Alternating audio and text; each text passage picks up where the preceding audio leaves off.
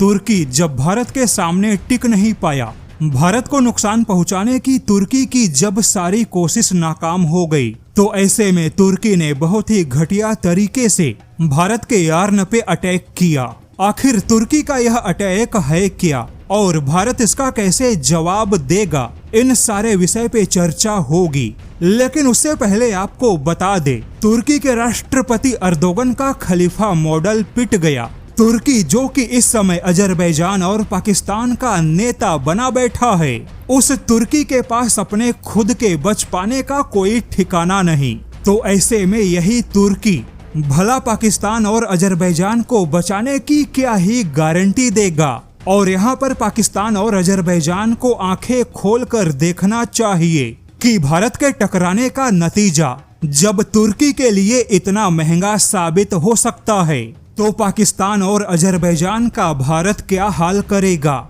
खबर कुछ ऐसी है कि जब तुर्की के सामने भारत को नुकसान पहुंचाने का कोई ज्यादा विकल्प नहीं बचा, तब तुर्की ने भारत के यार्न को टारगेट किया।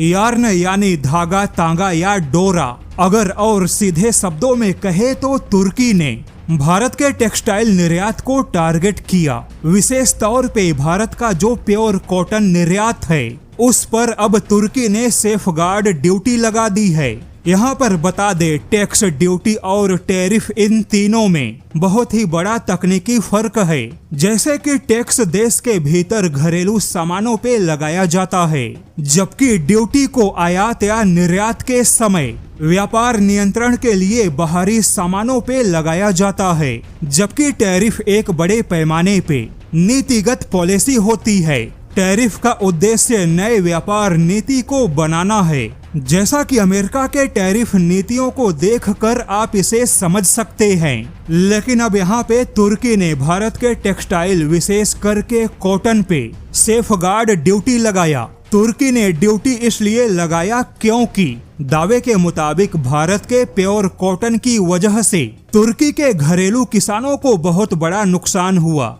भारत के प्योर कॉटन यार्न के सामने खुद तुर्की के अपने कॉटन की डिमांड घट गई। बता दे, भारत का तुर्की को लगभग $62 मिलियन के कॉटन यार्न का निर्यात होता है। लेकिन भारत के कॉटन पे ड्यूटी लगाने के मुद्दे को भारत ने विश्व व्यापार संगठन में घसीट दिया और यह भारत और तुर्की के टकराव की एक नई शुरुआत है। क्योंकि विश्व व्यापार संगठन में अगर मामला नहीं सुलझा, तुर्की ने भारत के कॉटन से ड्यूटी नहीं हटाई, तो WTO के नियम के मुताबिक भारत भी तुर्की पर पलटवार के लिए स्वतंत्र होगा। ऐसे में तुर्की और भारत के बीच में वार पलटवार की एक नई शुरुआत होगी। हालांकि भारत के $62 मिलियन के कॉटन के निर्यात का जो मुद्दा है, वह भारत के लिए बहुत बड़ा मुद्दा नहीं है। लेकिन यह छोटा सा मुद्दा एक बड़े टकराव की वजह बन चुका है। हालांकि तुर्की की हालत ऐसी है कि वह भारत को कहीं पर भी कोई टक्कर नहीं दे सकता, क्योंकि टर्किश एयरलाइंस को बैंक ऑफ चाइना से $412 मिलियन का कर्ज लेना पड़ा, क्योंकि यूरोप और अमेरिका के किसी भी संस्थान ने तुर्की को कर्ज नहीं दिया। जिससे पता चलता है कि तुर्की की हालत खराब है। लेकिन खुद खलीफा बनने और खलीफा मॉडल के चक्कर में तुर्की को अपनी बर्बादी दिखाई नहीं दे रही।